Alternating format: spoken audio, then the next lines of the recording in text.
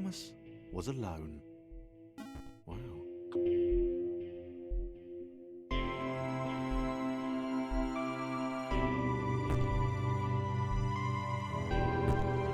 Thomas decided to start listing his observations for posterity. 1. The whole alone thing. 2. Portals. They led somewhere. He'd yet to work out where. 3. Falling. Thomas was absolutely fantastic at falling. He was almost as good at falling as he was at observing. It might have been paranoia again, but Thomas could have sworn the world was becoming more complicated. It always seemed to be one step ahead of his skills. It had been designed just for him. He wondered why. Was the world testing him? No, too obvious.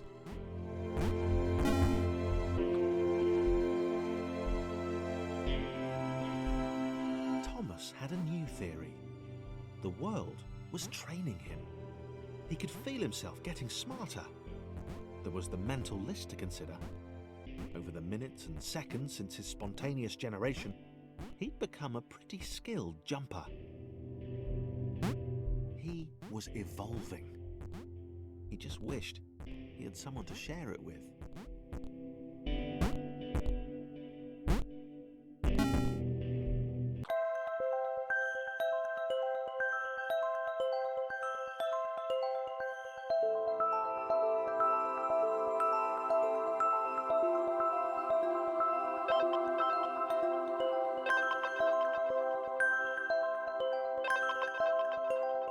Chris took an immediate and deep dislike to the skinny red rectangle. Who the hell did this Thomas think he was?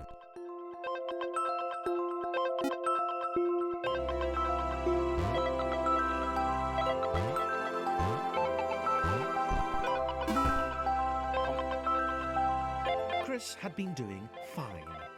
He wasn't the highest jumper, but he'd held his own. He'd even been graceful at times. Well, not technically graceful, it's probably the wrong word, but you know, fine. There was that skinny little runt leaping about like he owned the place.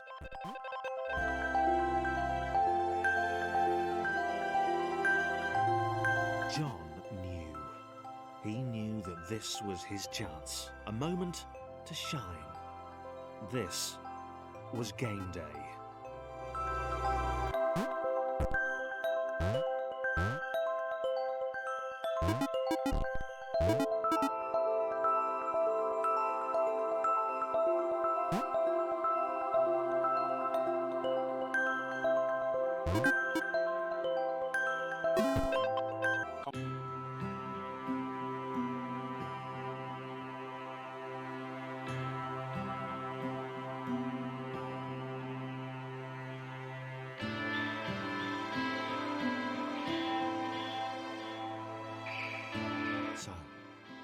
This was how Claire would die. She knew it would happen eventually. She was rubbish at jumping, and she moved slowly. She felt a little like her continued existence was breaking some kind of natural order. The crumbling pillar was a dramatic death, she supposed. Wait, what? Claire couldn't shake the feeling that she was not, in fact, dead. It was at that moment that Claire realised she had superpowers. She'd need a cape. There was no getting around that. You couldn't be a superhero without a cape. Claire didn't want confusion. If you saw a cape, that made matters clear. You knew what you were dealing with. Claire was all about communication. And, you know, floating in water, which was her superpower.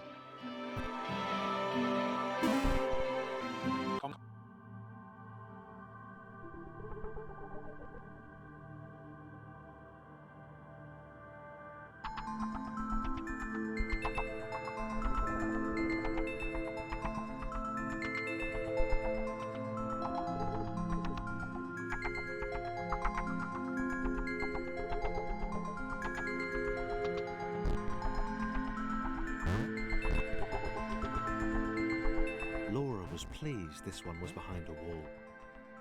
Maybe he'd never know what she could do. Maybe they could just have a conversation, hang out. As long as he didn't find out what she could do, which would never happen so long as they stayed separate.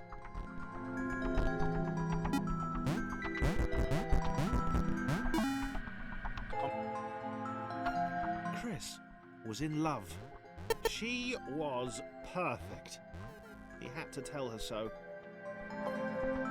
At some point, he would definitely tell her. Probably best to wait for a moment the large, ominous pixel cloud wasn't about, though. Yeah, probably best to wait.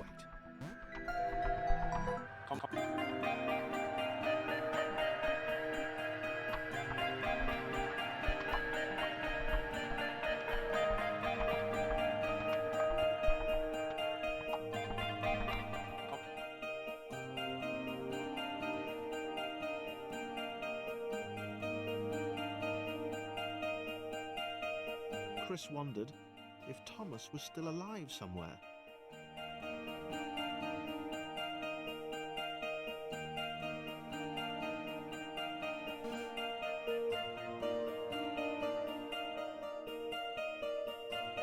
He wasn't going to go looking for him, but he did wonder, and that showed character.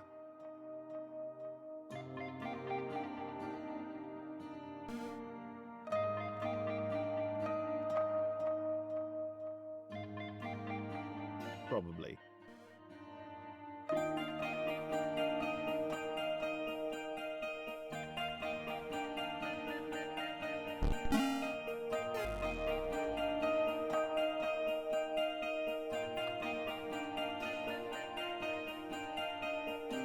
Maybe the others hadn't abandoned Laura all that time ago.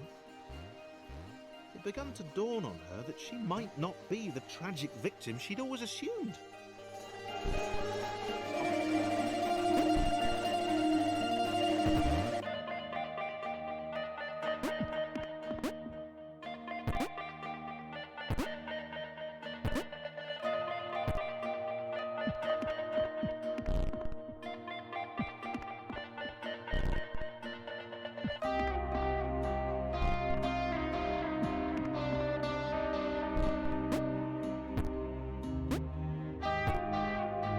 They struggled to get to the next portal.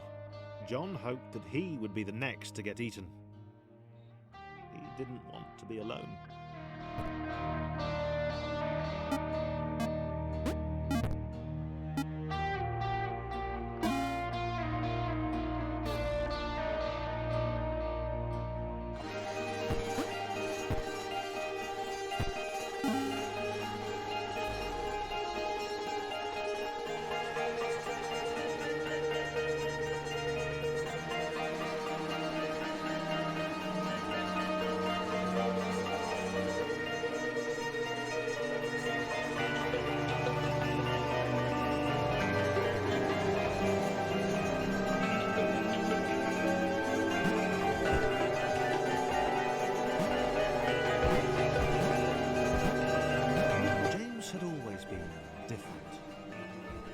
Different in that kooky, OMG, you've totally got to meet my mate James, he's literally insane kind of way. The little red guy looked confused. His cage was a lot smaller than James's had been. James decided to find a way to help. Maybe they'd be friends.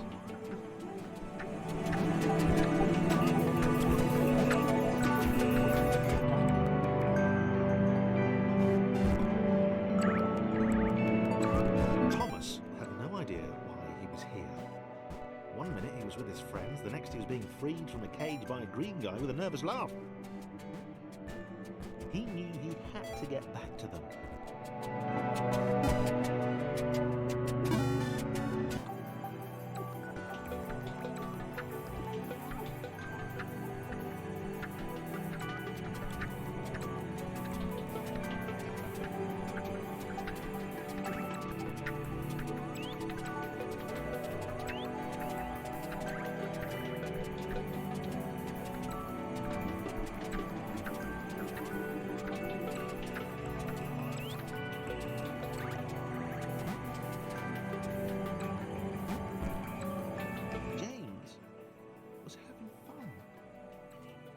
the time being.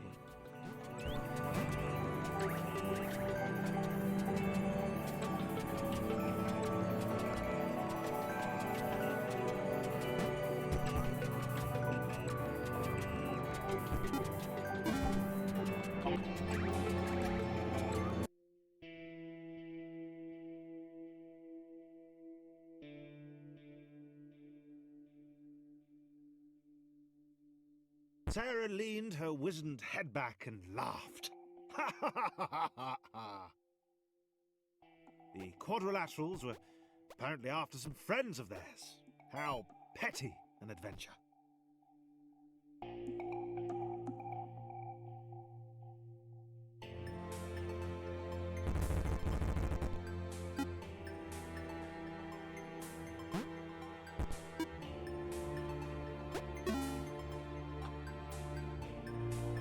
She spoke in terms she could only hope they might understand of the fountain of wisdom, the channel through which all data flowed.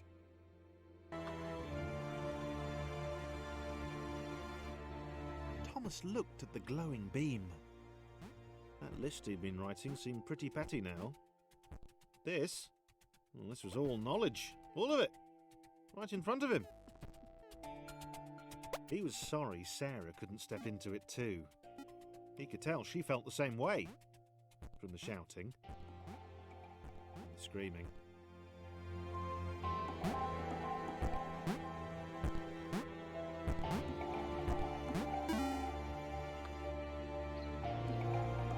Thomas was connected to the internet for 12 seconds, and he had seen everything.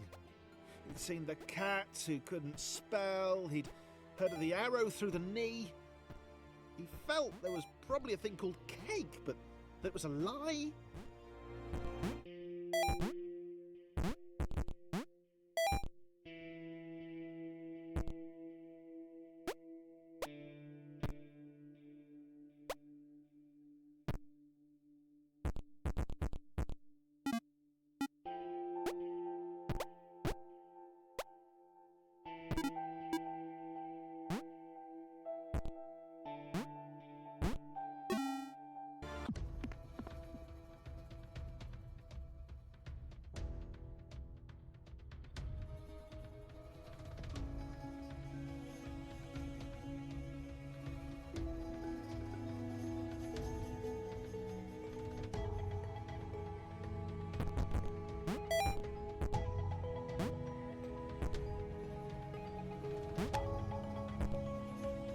Thomas knew they couldn't escape. They'd been trapped permanently from the moment the clouds ate them. He explained this to the others. It was impossible to gauge their reaction. After all, they were just rectangles.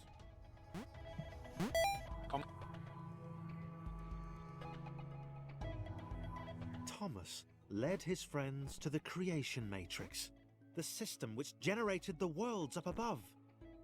He had a plan. They were going to redesign the world. That's what the humans did. They changed the world to suit them. Why couldn't they do the same?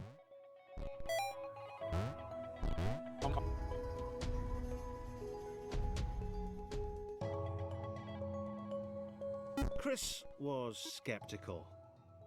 He knew his abilities would be of no use to anyone, but Laura smiled at him. And immediately, he knew he had to do everything he could to help them get there.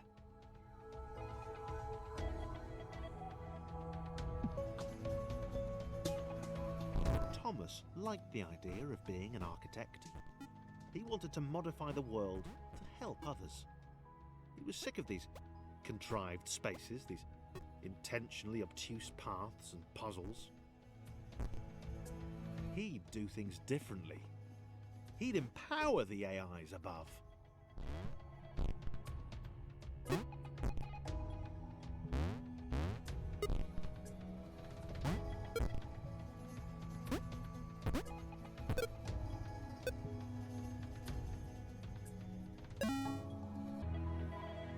John's massive jumps were dwarfed by Sarah.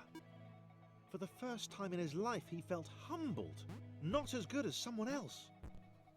He realized that he wanted to make every AI up there feel as heroic as he had. He liked the sound of that.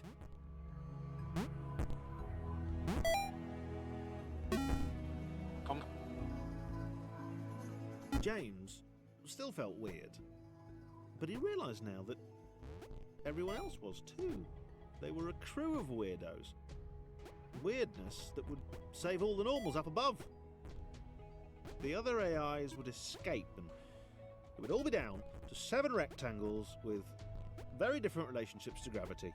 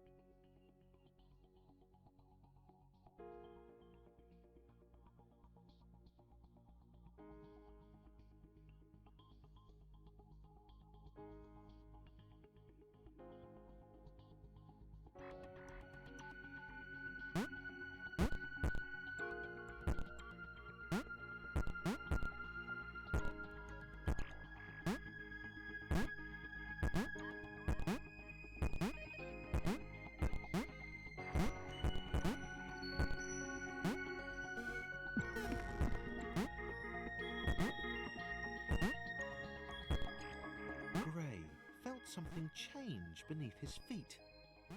Something had shifted. The shape in front of him hinted at a possibility. Wow. He couldn't do that before.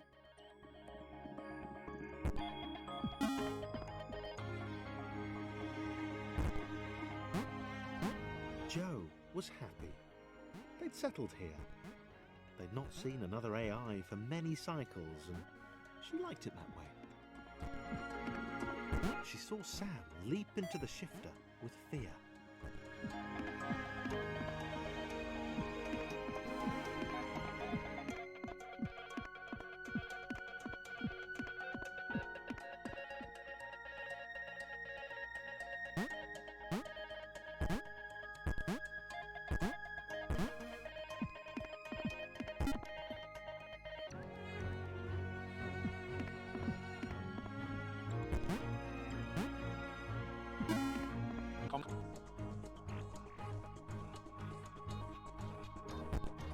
Paul felt it.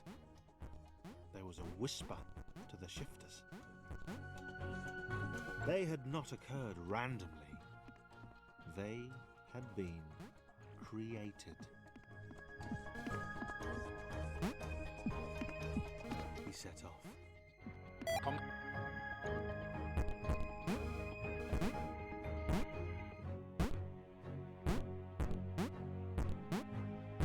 Gray listened to the old man.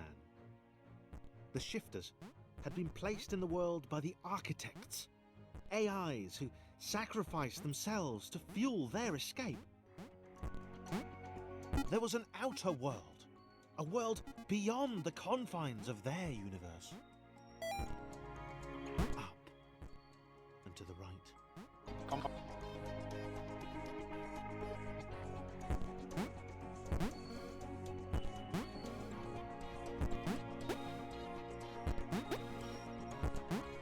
Gray had left the old man behind.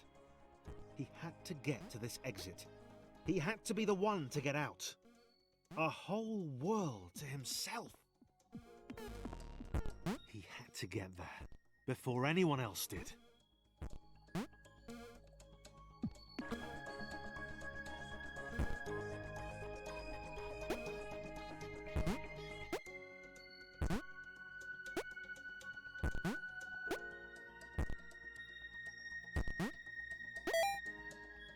Joe and Sam saw Gray across the gap. He waved them over. He seemed, well, nice. They helped him to the next portal.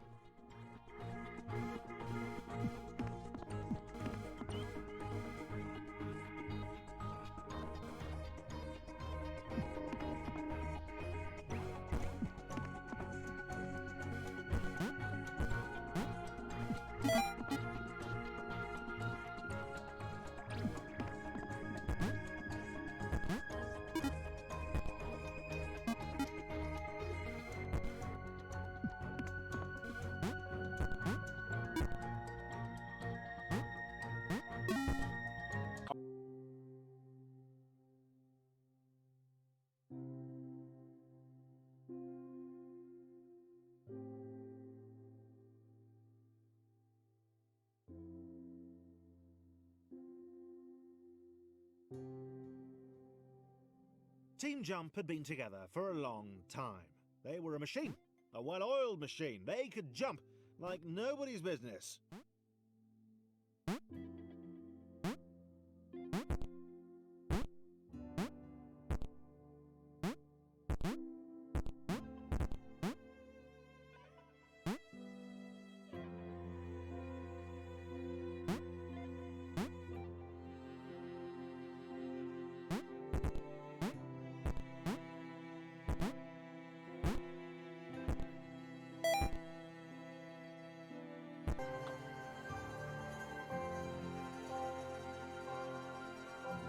Paul bowed before the team.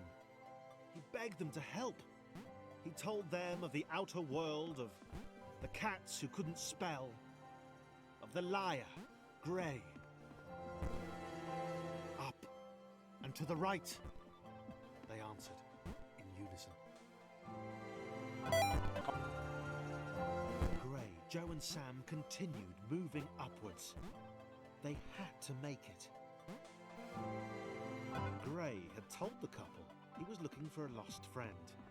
He'd made something up about being alone on a quest for lost allies. They had eaten it up.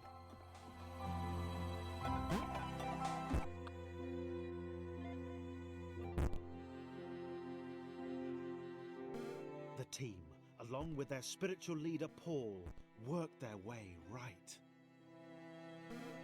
Team Jump were proud of their progress. They'd obliterated all challenges in their path.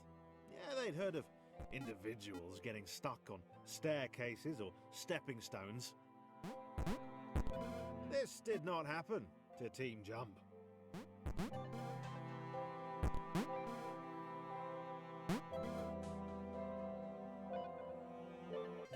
Grey could tell they were nearing the exit portal. He smiled to himself, trying to work out the easiest way of dispensing with his allies when the time came. The Pixel Cloud had been separated from its allies for some time.